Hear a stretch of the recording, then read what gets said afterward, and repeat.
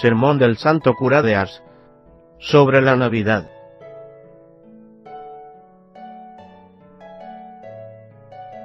A un moribundo sumamente apegado a la vida puede acaso dársele más dichosa nueva que decirle que un médico hábil va a sacarle de las puertas de la muerte.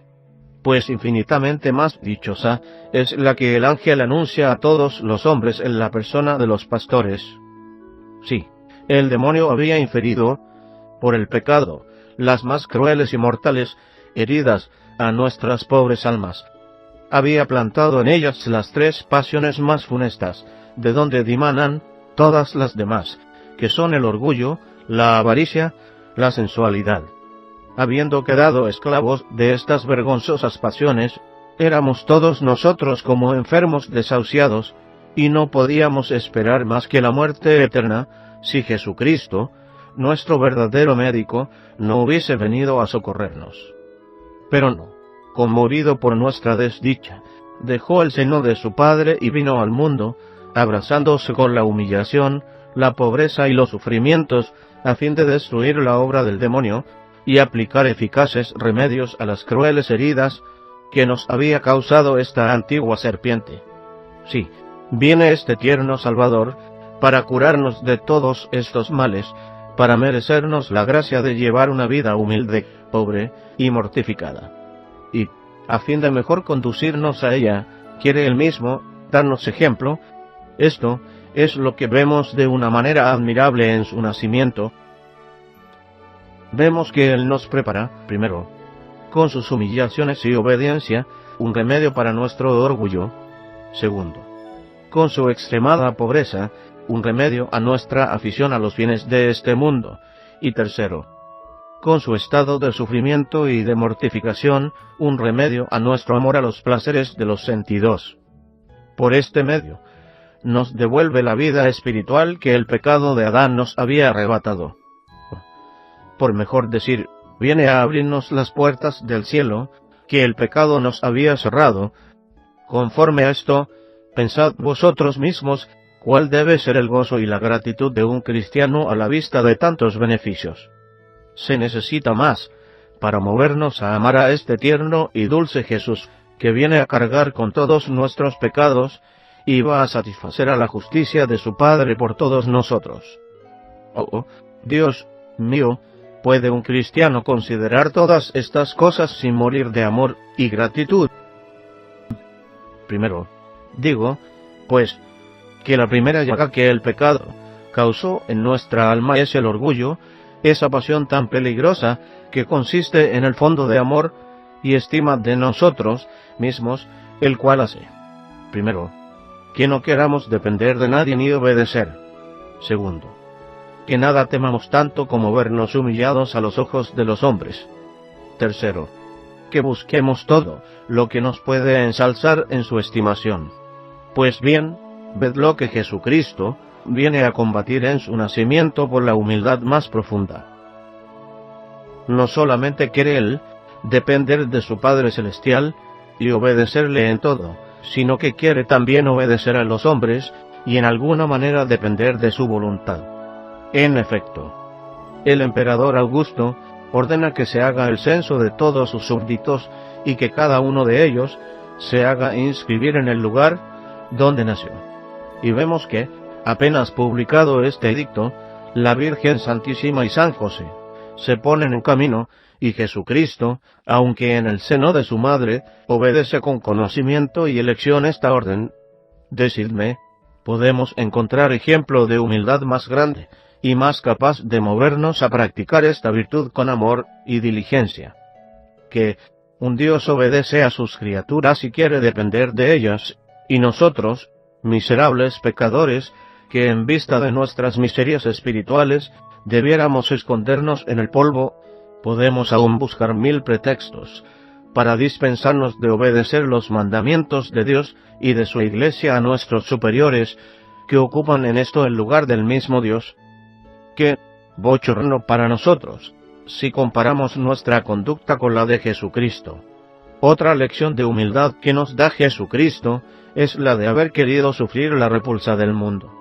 Después de un viaje de 40 leguas, María y José llegaron a Belén. con qué honor no debía ser recibido aquel a quien esperaban hacía miles de años, mas como venía para curarnos de nuestro orgullo y enseñarnos la humildad, permite que todo el mundo lo rechace, y nadie le quiera hospedar. Ved, pues, al Señor del universo, al Rey de cielos y tierra despreciado, rechazado de los hombres, por los cuales viene a dar la vida a fin de salvarnos. Preciso es, pues, que el Salvador se vea reducido a que unos pobres animales le presten su morada. Dios mío, qué humildad y qué anonadamiento para un Dios. Sin duda, nada nos es tan sensible como las afrentas, los desprecios y las repulsas. Pero si nos paramos a considerar los que padeció Jesucristo, podremos nunca quejarnos, por grandes que sean los nuestros. Qué dicha para nosotros tener ante los ojos tan hermoso modelo, al cual podemos seguir sin temor de equivocarnos. Digo que Jesucristo, muy lejos de buscar lo que podía ensalzarle en la estima de los hombres, quiere, por el contrario, nacer en la oscuridad y en el olvido. Quiere que unos pobres pastores sean secretamente avisados de su nacimiento por un ángel, a fin de que las primeras adoraciones que reciba vengan de los más humildes entre los hombres. Deja en su reposo y en su abundancia a los grandes y a los dichosos del siglo, para enviar sus embajadores a los pobres, a fin de que sean consolados en su estado, viendo en un pesebre, tendido sobre un montón de paja, a su Dios y Salvador. Los ricos no son llamados, sino mucho tiempo después, para darnos a entender que de ordinario las riquezas y comodidades suelen alejarnos de Dios. Después de tal ejemplo, podremos ser ambiciosos y conservar el corazón henchido de orgullo y lleno de vanidad. Podremos todavía buscar la estimación y el aplauso de los hombres, si volvemos los ojos al pesebre. No nos parecerá oír al tierno y amable Jesús, que nos dice a todos: aprended de mí, que soy manso y humilde de corazón. Gustemos, pues, de vivir en el olvido y desprecio del mundo. Nada temamos tanto, nos dice San Agustín, como los honores y las riquezas de este mundo, porque, si fuera permitido amarlas, las hubiera amado también aquel que se hizo hombre por amor nuestro. Si él huyó y despreció todo esto, nosotros debemos hacer otro tanto, amar lo que él amó y despreciar lo que él despreció. Tal es la lección que Jesucristo nos da al venir al mundo, y tal es, al propio tiempo, el remedio que aplica a nuestra primera llaga, que es el orgullo. Pero hay en nosotros una segunda llaga no menos peligrosa, la avaricia. Segundo, digo que la segunda llaga que el pecado ha abierto en el corazón del hombre es la avaricia, es decir, el amor desordenado de las riquezas y bienes terrenales. ¿Qué estragos causa esta pasión en el mundo? Razón tiene San Pablo en decirnos que ella es la fuente de todos los males. No es, en efecto, de este maldito interés de donde vienen las injusticias, las envidias, los odios, los perjurios, los pleitos, las riñas, las animosidades y la dureza con los pobres. Según esto, podemos extrañarnos de que Jesucristo, que viene a la tierra para curar las pasiones de los hombres, quiera nacer en la más grande pobreza y en la privación de todas las comodidades, aun de aquellas que parecen necesarias a la vida humana. Y por esto, vemos que comienza por escoger una madre pobre y quiere pasar por hijo de un pobre artesano. Y, como los profetas habían anunciado que nacería de la familia real de David, a fin de conciliar este noble origen con su grande amor a la pobreza, permite que en el tiempo de su nacimiento, esta ilustre familia haya caído en la indigencia. Va todavía más lejos. María y José, aunque harto pobres, tenían, con todo, una pequeña casa en Nazaret. Esto era todavía demasiado para él. No quiere nacer en un lugar que le pertenezca, y por esto obliga a su Santa Madre a que haga con José un viaje a Belén, en el tiempo preciso en que ha de ponerle en el mundo. Pero a lo menos en Belén, patria de su padre David, no hallará parientes que le reciban en su casa. Nada de esto, nos dice el Evangelio, no hay quien le quiera recibir. Todo el mundo le rechaza. Decidme, ¿a dónde irá este tierno Salvador, si nadie le quiere recibir para resguardarle de las inclemencias de la estación? No obstante, queda todavía un recurso: irse a una posada. José y María se presentan, en efecto. Pero Jesús, que todo lo tenía previsto, permitió que el concurso fuese tan grande, que no quedase ya sitio para ellos. ¿A dónde irá, pues, nuestro amable Salvador? San José y la Santísima Virgen, buscando por todos los lados, divisan una vieja casucha, donde se recogen las bestias cuando hace mal tiempo. Oh, cielos, asombraos. Un Dios en un establo podía escoger el más espléndido palacio, mas, como ama tanto la pobreza, no lo hará. Un establo será su palacio, un pesebre su cuna, un poco de paja su lecho, míseros pañales serán todo su ornamento, y pobres pastores formarán su corte. Decidme, ¿podría enseñarnos de una manera más eficaz el desprecio que debemos tener a los bienes y riquezas de este mundo, y, al propio tiempo, la estima en que hemos de tener la pobreza y a los pobres? Venid, miserables, dice San Bernardo, venid vosotros, todos los que tenéis el corazón apegado a los bienes de este mundo, escuchad lo que os dicen este establo, esta cuna, y estos pañales que envuelven a vuestro Salvador. Desdichados de vosotros, los que amáis los bienes de este mundo. Cuán difícil es que los ricos se salven. ¿Por qué? Me preguntaréis por qué. Os lo diré. Primero, porque ordinariamente la persona rica está llena de orgullo. Es menester que todo el mundo le haga acatamiento. Es menester que las voluntades de todos los demás se sometan a la suya. Segundo, porque las riquezas apegan nuestro corazón a la vida presente. Así vemos todos los días que los ricos temen en gran manera la muerte. Tercero, porque las riquezas son la ruina del amor de Dios y extinguen todo sentimiento de compasión con los pobres, o por mejor decir, las riquezas son un instrumento que pone en juego todas las demás pasiones. Si tuviésemos abiertos los ojos del alma, cuánto temeríamos que nuestro corazón se apegase a las cosas de este mundo. Si los pobres llegaran a entender bien cuánto los acerca a Dios su estado, y de qué modo les abre el cielo, como bendecirían al Señor por haberlos puesto en una posición que tanto les aproxima a su Salvador.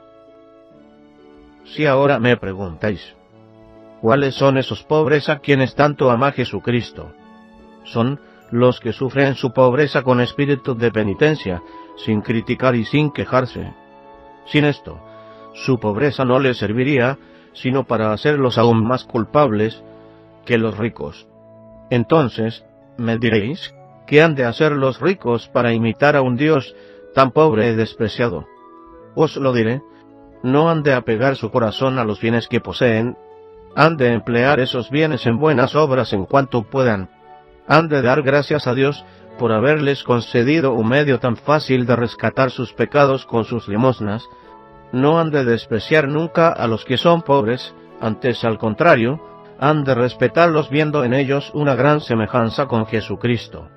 Así es como, con su gran pobreza, nos enseña a Jesucristo a combatir nuestro aprecio a los bienes de este mundo. Por ella nos cura la segunda llaga que nos ha causado el pecado.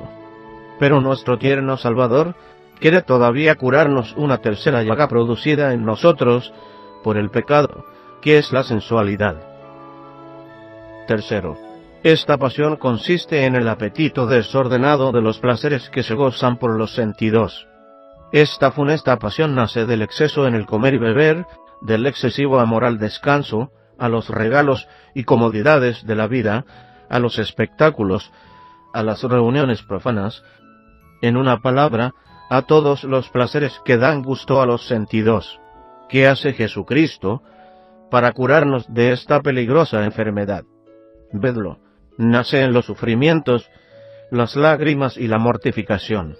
Nace durante la noche, en la estación más rigurosa del año, apenas nacido, se le tiende sobre unos cejos de paja en un establo. Oh, Dios mío, ¿qué estado para un Dios! Cuando el Eterno Padre crió a Adán, le puso en un jardín de delicias, nace ahora su hijo, y le pone sobre un puñado de paja. Oh, Dios mío, aquel que hermosea el cielo y la tierra, aquel que constituye toda la felicidad de los ángeles y de los santos, quiere nacer y vivir y morir entre sufrimientos. ¿Puede acaso mostrarnos de una manera más elocuente el desprecio que debemos tener a nuestro cuerpo, y cómo debemos tratarlo duramente por temor de perder el alma? Oh, Dios mío, qué contradicción.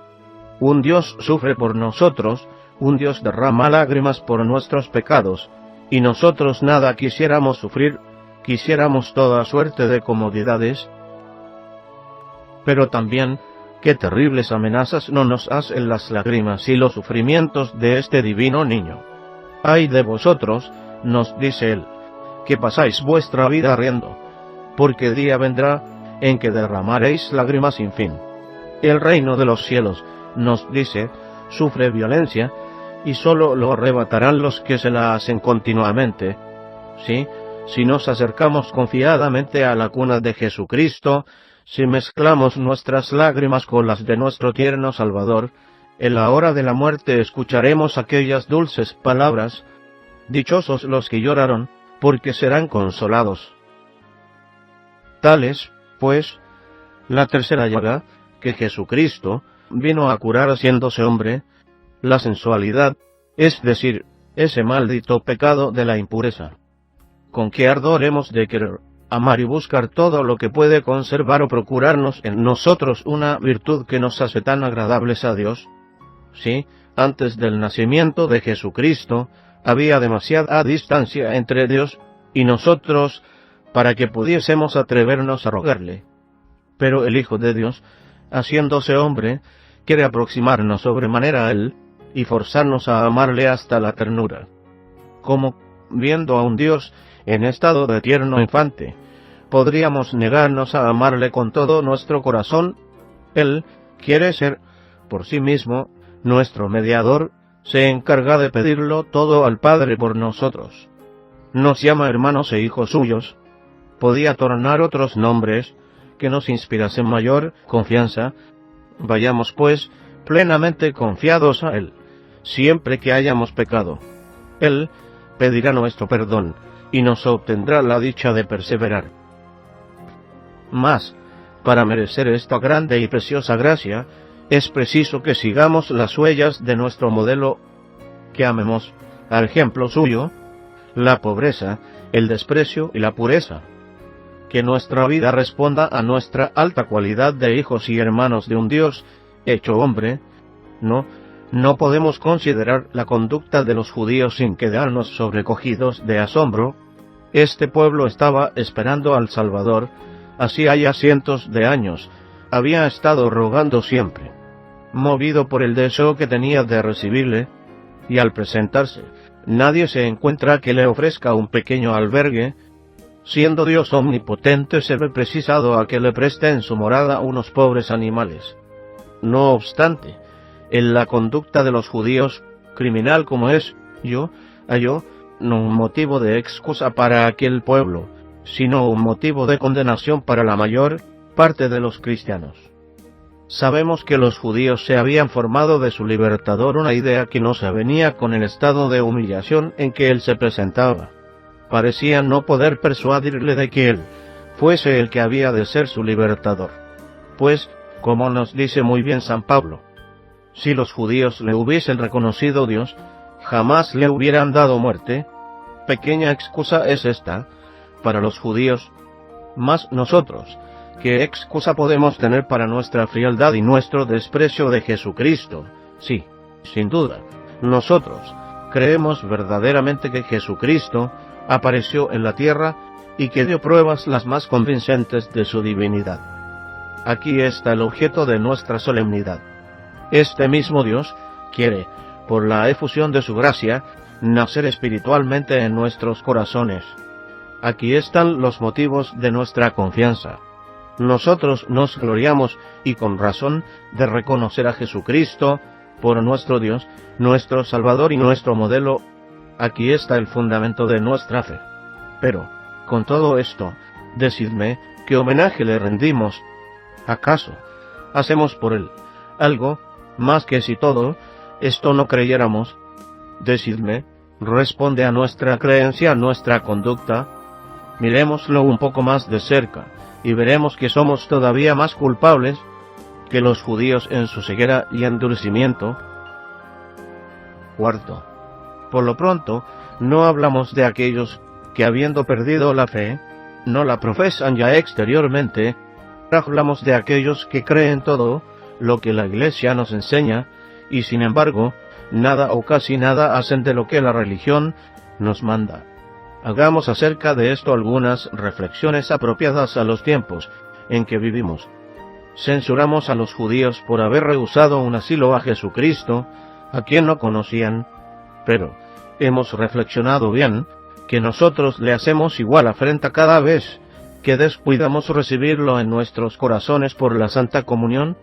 Censuramos a los judíos por haberle crucificado, a pesar de no haberles hecho más que bien.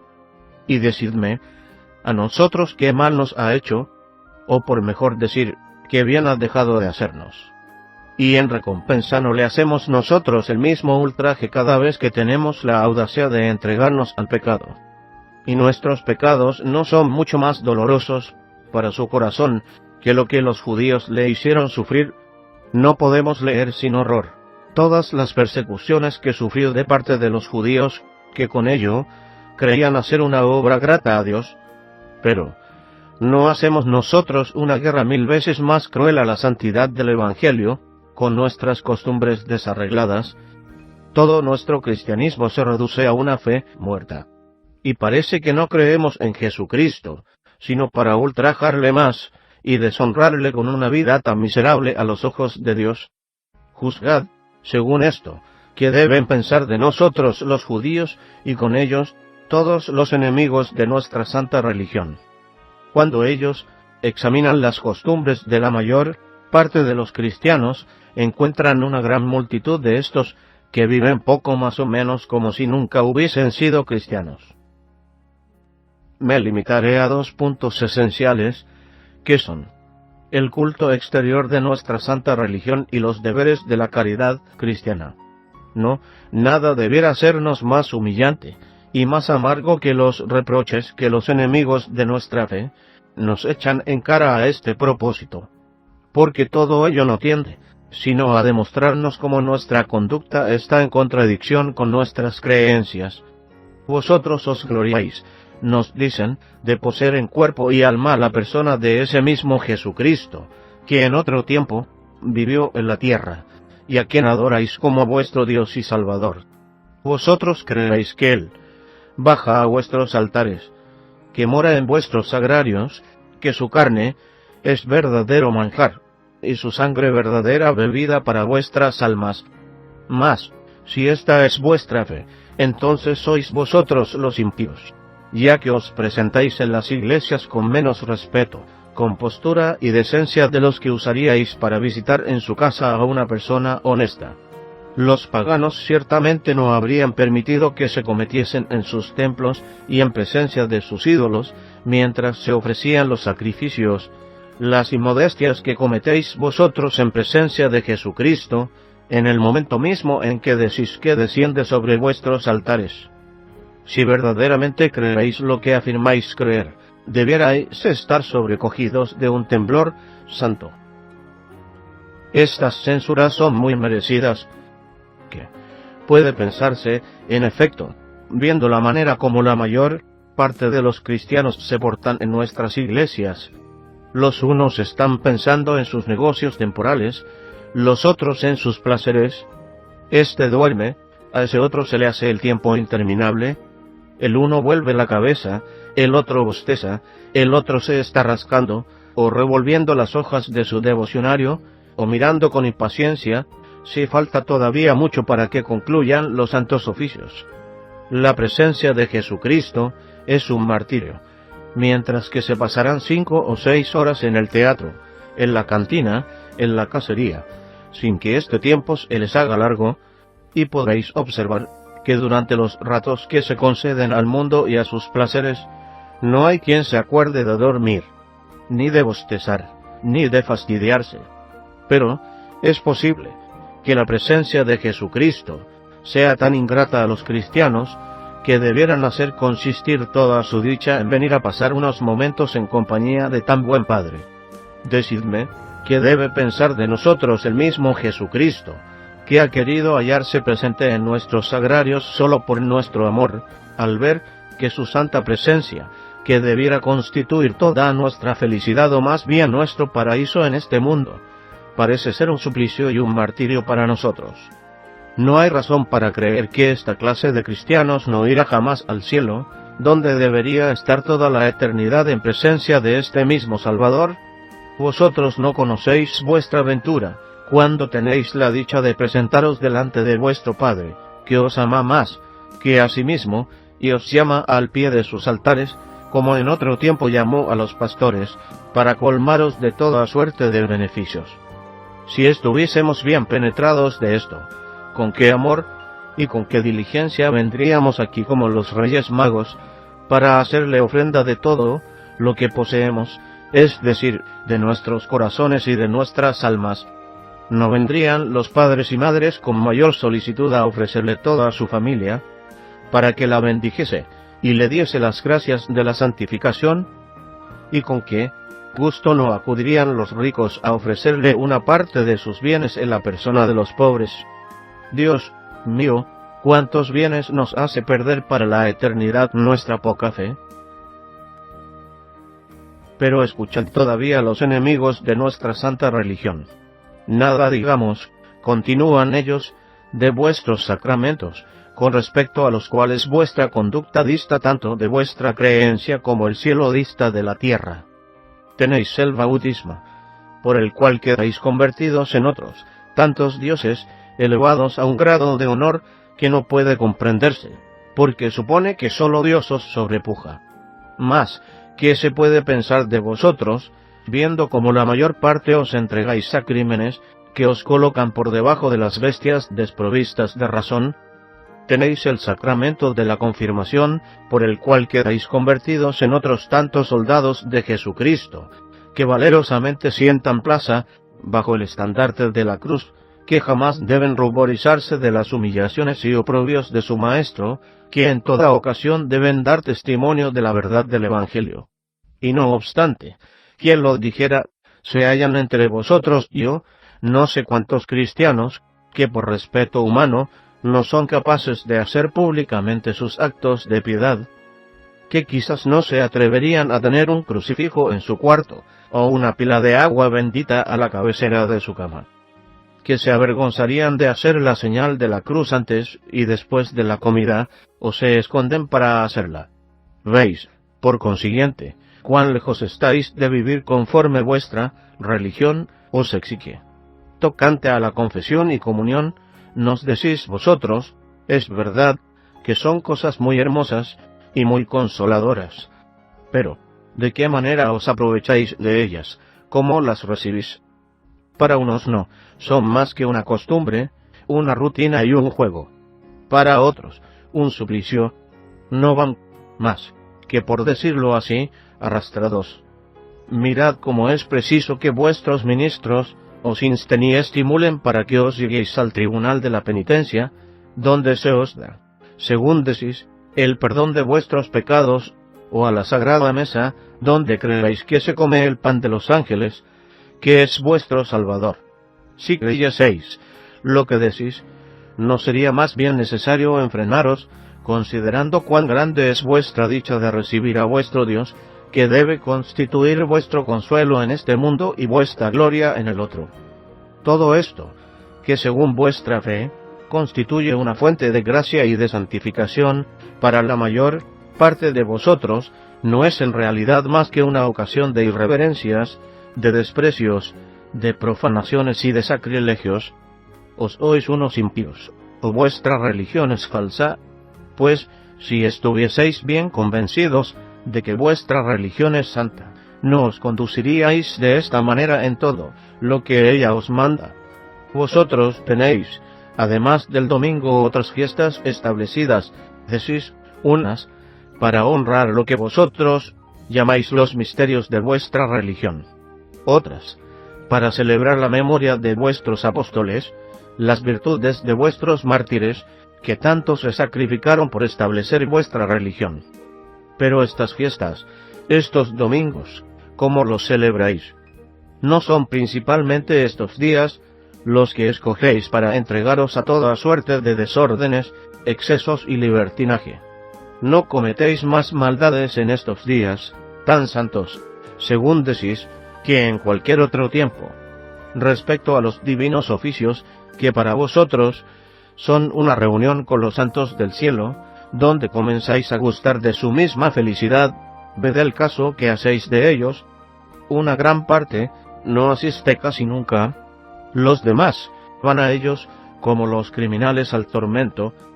¿Qué podría pensarse de vuestros misterios, a juzgar por la manera como celebráis sus fiestas? Pero dejemos a un lado este culto exterior, que por una extravagancia singular, por una inconsecuencia llena de irreligión, confiesa y desmiente al mismo tiempo vuestra fe. Donde se halla entre vosotros esa caridad fraterna, que según los principios de vuestra creencia, se funda en motivos tan sublimes y divinos. Examinemos algo más de cerca este punto, y veremos si son o no bien fundados esos reproches. ¿Qué religión tan hermosa la vuestra?, nos dicen los judíos y aun los mismos paganos, si practicaseis lo que ella ordena. No solamente sois todos hermanos, sino que juntos, y esto es lo más hermoso, no hacéis más que un mismo cuerpo con Jesucristo, cuya carne y sangre os sirven de alimento todos los días. Sois todos miembros unos de otros. Hay que convenir en que este artículo de vuestra fe es admirable, y tiene algo de divino. Si obraseis según vuestra fe, seríais capaces de atraer a vuestra religión a todas las demás naciones. Así es ella de hermosa y consoladora, y así son de grandes los bienes que promete para la otra vida. Pero lo que hace creer a todas las naciones que vuestra religión no es como decís vosotros, es que vuestra conducta está en abierta oposición con lo que ella os manda.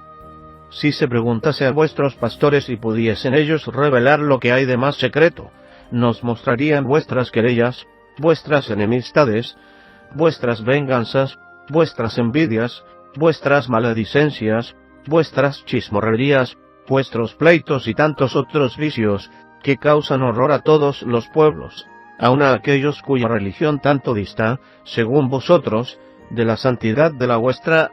La corrupción de costumbres que reina entre vosotros impide a los que no son de vuestra religión abrazarla, porque si estuvieseis bien persuadidos de que ella es buena y divina, os portaríais muy de otra manera.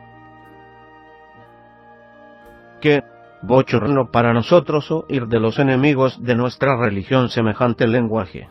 Pero no tienen razón sobrada para usarlo. Examinando nosotros mismos nuestra conducta, vemos positivamente que nada hacemos de lo que aquella nos manda. Parece, al contrario, que no pertenecemos a una religión tan santa, sino para deshonrarla y desviar a los que la quisieran abrazar, una religión que nos prohíbe el pecado, que nosotros cometemos con tanto gusto, y al cual nos precipitamos con tal furor que parece no vivimos, sino para multiplicarlo. Una religión que cada día presenta ante nuestros ojos a Jesucristo, como un buen Padre, que quiere colmarnos de beneficios, y nosotros huimos de su santa presencia, y nos presentamos ante Él. En el templo, no es más que para despreciarle y hacernos aún más culpables. Una religión que nos ofrece el perdón de nuestros pecados por el ministerio de sus sacerdotes, y lejos de aprovecharnos de estos recursos, o los profanamos o los rehuimos. Una religión que nos descubre tantos bienes en la otra vida, y nos muestra medios tan seguros y fáciles de conseguirlos, y nosotros no parece que conozcamos todo esto, sino para convertirlo en objeto de un cierto desprecio y chanza de mal gusto. ¿En qué abismo de ceguera hemos caído? Una religión que no cesa nunca de advertirnos que debemos trabajar sin descanso en corregir nuestros defectos, y nosotros, lejos de hacerlo así, yendo en busca de todo lo que puede enardecer nuestras pasiones, una religión que nos advierte que no hemos de obrar, sino por Dios, y siempre con la intención de agradarle, y nosotros, no teniendo en nuestras obras más que miras humanas, queriendo siempre que el mundo sea testigo del bien que hacemos, que nos aplauda y felicite por ello. Oh, Dios mío, qué ceguera y qué pobreza la nuestra, y pensar que podríamos allegar tantos tesoros para el cielo, con solo portarnos según las reglas que nos da nuestra religión santa. Pero escuchad todavía cómo los enemigos de nuestra santa y divina religión nos abruman con sus reproches. Decís vosotros que vuestro Jesús, a quien consideráis como vuestro Salvador, os asegura que mirará como hecho a sí mismo todo cuanto hicierais por vuestro hermano. Esta es una de vuestras creencias, por cierto, muy hermosa. Pero, si esto es así como vosotros nos decís, es que no lo creeréis, sino para insultar al mismo Jesucristo, es que no lo creeréis, sino para maltratarle y ultrajarle de la manera más cruel en la persona de vuestro prójimo. Según vuestros principios, las menores faltas contra la caridad han de ser consideradas como otros tantos ultrajes hechos a Jesucristo. Pero entonces, decid, cristianos, ¿qué nombre daremos a esas maledicencias, a esas calumnias, a esas venganzas, a esos odios, con que os devoráis los unos a los otros? Es aquí que vosotros sois 1000 veces más culpables con la persona de Jesucristo que los mismos judíos a quienes echáis en cara su muerte. No, las acciones de los pueblos más bárbaros contra la humanidad nada son comparadas con lo que todos los días hacemos nosotros contra los principios de la caridad cristiana. Aquí tenéis una parte de los reproches que nos echan en rostro los enemigos de nuestra santa religión. No me siento con fuerzas para proseguir. Tan triste es esto, y deshonroso para nuestra santa religión, tan hermosa, tan consoladora, tan capaz de hacernos felices, aun en este mundo, mientras nos prepara una dicha infinita para la eternidad. Y si esos reproches son ya tan humillantes para un cristiano cuando no salen más que de boca de los hombres, dejo a vuestra consideración que será cuando tengamos la desventura de oírlos de boca del mismo Jesucristo, al comparecer delante de Él, para darle cuenta de las obras que nuestra fe debiera haber producido en nosotros. Miserable cristiano, nos dirá Jesucristo, ¿dónde están los frutos de la fe, con que yo había enriquecido tu alma, de aquella fe en la cual viviste, y cuyo símbolo rezabas todos los días? Me habías tomado por tu Salvador y tu modelo. Aquí están mis lágrimas y mis penitencias, ¿dónde están las tuyas? ¿Qué fruto sacaste de mi sangre adorable, que hacía manar sobre ti, por mis sacramentos? ¿De qué te ha servido esta cruz, ante la cual tantas veces te prosternaste? ¿Qué semejanza hay entre tú y yo? ¿Qué hay de común entre tus penitencias y las mías, entre tu vida y mi vida? Ah, miserable, dame cuenta de todo el bien que esta fe hubiera producido en ti, si hubieses tenido la dicha de hacerla fructificar.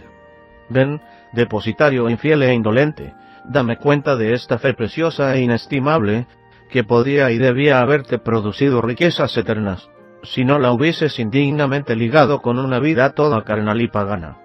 Mira, desgraciado, qué semejanza hay entre tú y yo. Considera mi evangelio, considera tu fe, considera mi humildad y mi anonadamiento, y considera tu orgullo, tu ambición y tu vanidad. Mira tu avaricia y mi deshacimiento de las cosas de este mundo. Compara tu dureza con los pobres y el desprecio que de ellos tuviste con mi caridad y mi amor, tus destemplanzas con mis ayunos y mortificaciones, tu frialdad y todas tus irreverencias en el templo, tus profanaciones, tus sacrilegios y los escándalos que diste a mis hijos, todas las almas que perdiste con los dolores y tormentos que por salvarlas yo pasé. Si tú fuiste la causa de que mis enemigos blasfemasen de mi santo nombre, yo sabré castigarlos a ellos como merecen. Pero a ti quiero hacerte probar todo el rigor de mi justicia. Sí, nos dice Jesucristo, los moradores de Sodoma y de Gomorra serán tratados con menos severidad que este pueblo desdichado, a quien tantas gracias concedí, y para quien mis luces, mis favores y todos mis beneficios fueron inútiles, pagándome con la más negra ingratitud. Sí, los malvados maldecirán eternamente el día en que recibieron el bautismo, los pastores que los instruyeron, los sacramentos que les fueron administrados. Ay, que, digo, este confesonario, este comulgatorio, estas sagradas fuentes, este púlpito, este altar, esta cruz, este evangelio, o para que lo entendáis mejor, todo lo que ha sido objeto de su fe, será objeto de sus imprecaciones, de sus maldiciones y de su desesperación eterna. Oh, Dios mío, qué vergüenza y qué desgracia para un cristiano no haber sido cristiano, sino para mejor condenarse y para mejor hacer sufrir a un Dios que no quería sino su eterna felicidad, a un Dios que nada perdonó para ello, que dejó el seno de su Padre y vino a la tierra a vestirse de nuestra carne, y pasó toda su vida en el sufrimiento y los dolores, y murió en la cruz para salvarle. Dios no ha cesado, se dirá el mísero, de perseguirme con tantos buenos pensamientos, con tantas instrucciones de parte de mis pastores, con tantos remordimientos de mi conciencia. Después de mi pecado, se me ha dado a sí mismo, para servirme de modelo. ¿Qué más podía hacer para procurarme el cielo? Nada, no, nada más. Si hubiese yo querido, todo esto me hubiera servido para ganar el cielo, que no es ya para mí. Volvamos de nuestros extravíos y tratemos de obrar mejor que hasta el presente.